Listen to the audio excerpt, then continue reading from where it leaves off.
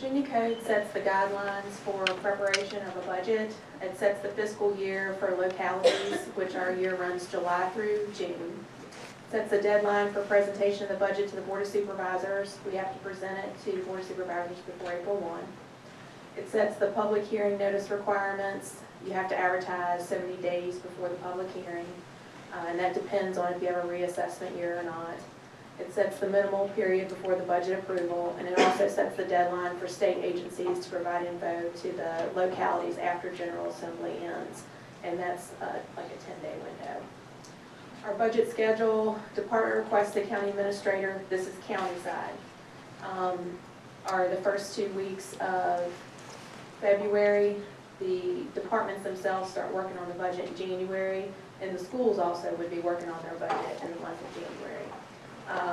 The Board of Supervisors... If I could interrupt, just so everyone, public's aware, at this point our county administrator has not even received all the department heads' requests for budget.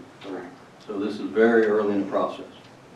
And then the Board of Supervisors holds a work session that usually falls around the end of March, and it's scheduled for a Monday and a Wednesday this year. Both of those coincide with regular meeting dates, although this would be a special meeting. And then we would advertise for any tax changes or the budget itself in April. Public hearing is set for the third Wednesday in April, which is the 17th. And then the board has set a special meeting for May 1st to adopt the budget. They can adopt it the last meeting in April if there aren't any legal issues with that, or they could adopt it up to June 30th. But we historically have done it early in May. The flow of information, this goes to the chairman's point of we're right now in the department's preparation of the budget. They meet with county admin. It flows to finance. We balance the revenues with the expenditures that we have. We present it to the Board of Supervisors in March, and then we hold our public hearing based on the board's recommendation for advertisement. That public hearing would be in April, and then the final product would come out after that point. Coordination, this is similar to the slide before it, except that it adds the fact that we do coordinate the county's budget with outside agencies like the schools, Shenandoah Valley Social Services, and other regional agencies that the county may contribute to. Also, I have highlighted General Assembly. A lot of times we're waiting for them to make decisions so that we can finalize our revenue or expenditure estimates based on what General Assembly has decided. This is, I think we got another week, a little over a week for General Assembly to finish up for this year. They could go back and reconvene in April though. So it just depends on what they get done by the end of February. Survey results to date, we have 736 completed surveys. Last year we had 801 altogether, so hopefully we can beat that. We got another couple months. Hopefully more people will get out there and do the survey. 76.1% of the respondents are county residents, and 49% have lived in the county over 20 years. Of the respondents, 99% have lived in the county over 20 years or below. 40% have children in school, and 77.1% pay both real estate and personal property taxes. We also had some questions on if the public is satisfied with the communication between the county and the public. We had 57.9% say that they were somewhat satisfied, 14% said they were satisfied, and then of course we had some that said that they weren't dissatisfied, but for the most part that was a decent percentage. And then 63.9% said they were somewhat knowledgeable of county services, and 31% said that they were very knowledgeable of county services. One of the questions we had was, how would you rate the quality of life in Augusta County? 62% said it was good, and 22.5% said it was excellent. So I think we only had 1.3% that said that it was poor.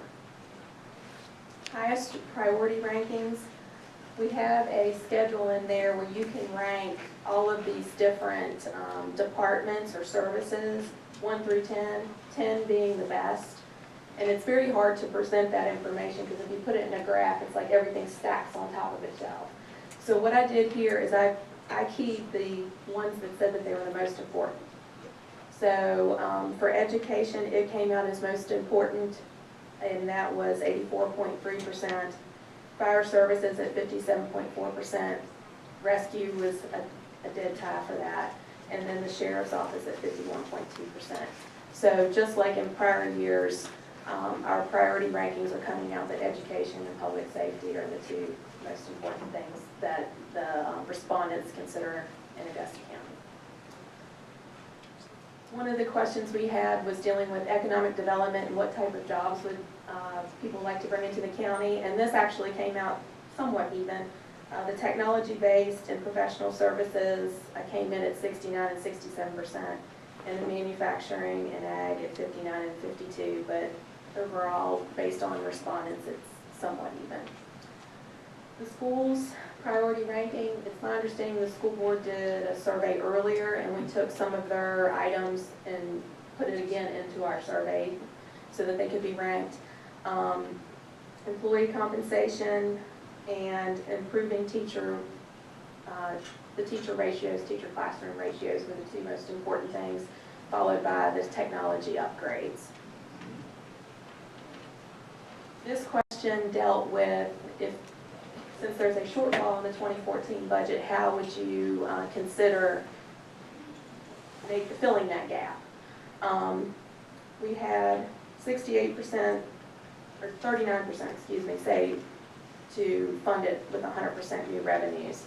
And then 23% said 75% revenues, 25% service reductions, and then 20% said 50% service reduction, 50% revenues. And then what new revenues would they support? 79% said they would support a real estate tax increase, 62% a personal property increase, and then 68% said to increase user fees. So at this point, we will take public comment. First up would be John Bright. I live on Love Road in Lyndhurst. I've lived in Stanton, Waynesboro, or Augusta County my entire life, except for 4 years in the Navy. The last 28 years I've been working for the state of Virginia, the past 24 at the University of Virginia Hospital. I can't afford Charlottesville, Albemarle taxes or property, that's why we live in Augusta County. When we bought our little half-acre lot about 6 years ago, it was valued at $26,000. And during that last reassessment, they reassessed it at $50,000. We appealed that. We got it down to $47,500 because we have a shared well. So my taxes in the last 5 years, just on my 0.55 acre lot, has gone up 80%. So I'm here today to talk about tax increases. I carpool. Our newest vehicle is a 2004. Our oldest is a 1985. Y'all tax me out of buying a new car or providing a safe, reliable car for my family. You've taxed me out of taking vacation, my family on vacations. You've taxed me out of cable or satellite. We have one television in our house that's hooked to Netflix. We have one laptop computer in our house that my entire family shares. My wife's a stay-at-home mom who homeschools. I have not had a pay raise in 9 years. As you all may or may not know, the University Hospital has something called codified autonomy. When the state of Virginia employees get a raise, the hospital does not. I've not had a raise in 9 years. And last month, I took a pay cut, just like just about everybody in this room did, because of the so-called fiscal cliff. My insurance went up and my taxes went up. So not only have I not had a raise in 9 years, I took a little pay cut last month. We're very frugal in our shopping. We shop at Walmart and Sharp Shopper. We have some little laying hens to help us in our egg production. We don't spend a lot of money, and the only way we got to take a vacation last year was the kindness of my in-laws inviting us to the beach for a week. I've been working since I was 16 years old. I've never been unemployed. I've never collected any benefits from the government, welfare, WIC, public housing, anything. I've never used any of the systems, the jail, the court system. I've had to call the sheriff's department one time in my life for some vandalism.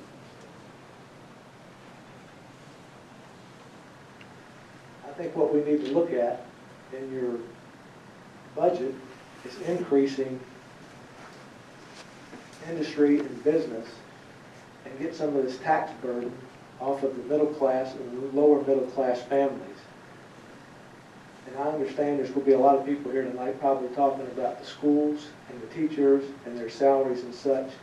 And I understand people who have children in public schools wanting the best for them.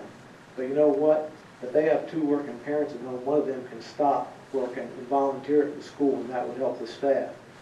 I don't know that there's any law against them writing a check to the treasurer of Augusta County if they want to contribute funds for the schools. Just because your children are in public school and you want the best for them, I understand that and I appreciate that, but your dreams and desires are not mine, and I'm somewhat upset about having to fund everyone's wants and needs. Now, we have a budget, and we have to live with that budget, and we have to keep tightening our belt, and I couldn't help but chuckle tonight. I got one hole left on this belt here, ladies. When I get down to that hole, that's it. We cut and cut and cut. My family, we don't have cable TV. My telephone's the cheapest phone that Intello sells. Our phones don't get pictures or send pictures. We're not hooked to the internet. I make phone calls with it.